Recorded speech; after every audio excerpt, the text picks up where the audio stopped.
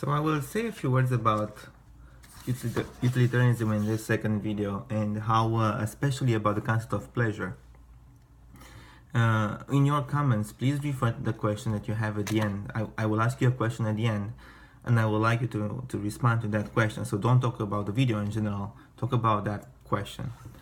So if you open your books on page 7, Mill says, the creed which accepts is the first full paragraph. The creed which accepts as the foundation of morals utility, or the great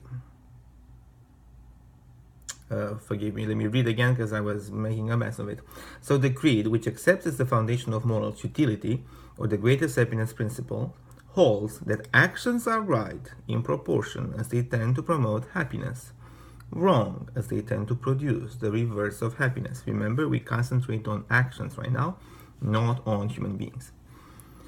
By happiness is intended pleasure and the absence of pain. By unhappiness, pain and the privation of pleasure. To give a clear view of the moral standards set up by the theory, much more requires to be said. So Mill is clearly aware of this. We are required to say much more about how we understand pleasure and pain. And here we go. In particular, what things it includes in the ideas of pain and pleasure, and to what extent this is left an open question. So this is the first problem that utilitarianism raises, and that is how we normally understand pleasure.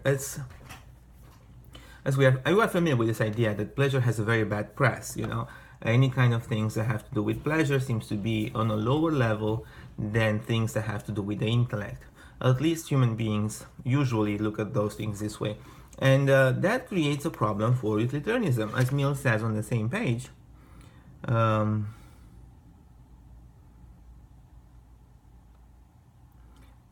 critics of utilitarianism say they designate as utterly mean and groveling, as a doctrine worthy only of swine. Why?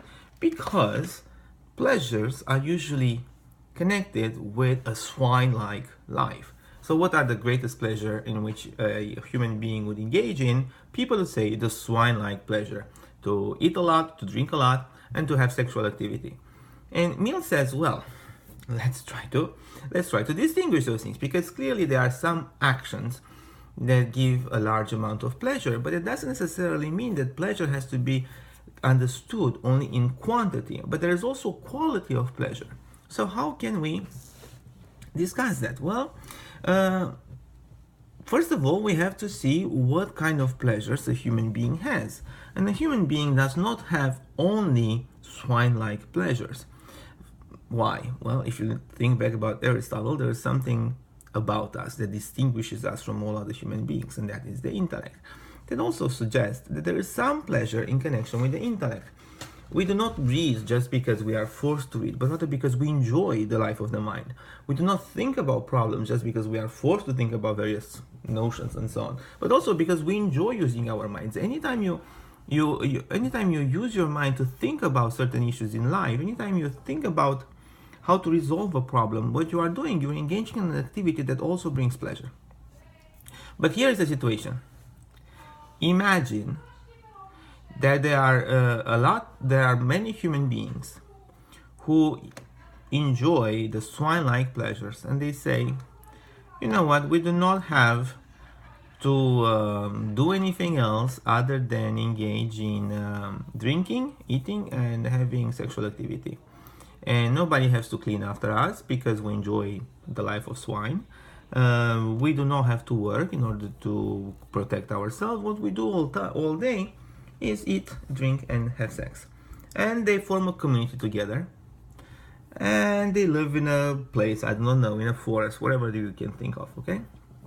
The point is that according to utilitarianism, what they do create pleasure for all the people concerned.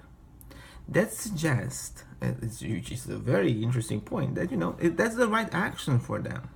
If they engage in other activities which produces them less pleasure than engaging in eating and Andre and Lena, please. So if that, utilitarianism, the right action and so on. Anyway, forget it. So if they engage in other things than creating pleasure for eating, drinking, and having sexual activity, then they would have lower happiness than they would have engaging in these activities, which means that the right action for them is to eat, drink, and have sex. That creates a problem because you cannot tell them that they do something wrong. According to utilitarianism, those activities create in all people concerned, which is the community itself, higher pleasure than pain. If they engage in intellectual life, that would have other consequences, and the consequences would be still perhaps some kind of pleasure, but not enough, and a lot of pain. Does it make sense? I hope it makes sense. So if you engage in certain activities, if you engage in the basic activities that create the most amount of pleasure, and you enjoy that thing, it becomes the right action if it produces more pain, forgive me, more pleasure than pain, than all the other possibilities. So, obviously, the criticism comes, look, utilitarianism is a theory only for swine, because it suggests that swine-like activities are the right actions. And John Stuart Mill says, no, that's not the case. And let me show you why it's not the case, he would say.